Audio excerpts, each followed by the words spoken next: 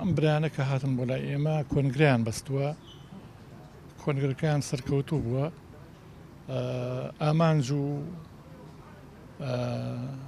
ئەو خاڵ و خاڵبەندانەی کە دایان نابوو کە بڵاویکەنەوە ئەیگەێنن بەو لایەنانەی کە ئەیانەوێت سەردانیان بکەن. ئێمەش پەیامەکەمان لا پەسەند بوو، داوایان لەکەین کەوا بەردەوام بن لەو پەیامەی خۆیان کە هەیەە پەیامێکی یەکڕێزی و برایەتیە، بەتایبەت مەسەلەی نەتەوایەتی، مەسەلەی ناوتەوایەتی هەموو خەڵکی کوردستان چەندەهای ساڵە ئاواتی ئەوەیە یەکڕێزی و برایەتی لەناو کوردستانیان دروست بێت.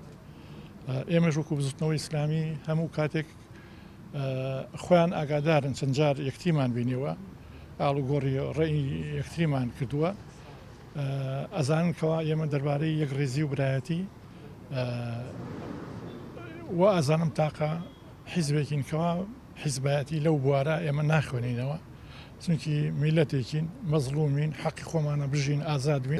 جنابێ مامۆستە و بژنەوەی ئیسلامی کوردستان کو پێشەوازیە شاندەمە کرد بە حەقیقەت مە سوودێک گەلێکی گرانبەها مەژ پەیامێ جنابێ مامۆستەمە وەرگرتن سوحبەتێک شرۆڤەیەک گفتوگۆیەکە gelekî münasib çêbû me em bihêvîne ku bijotnewey îslamî jî di demek nêz de ku di nava bin sîwana kenekê de bibînin wê cê şanaziyê bû me be.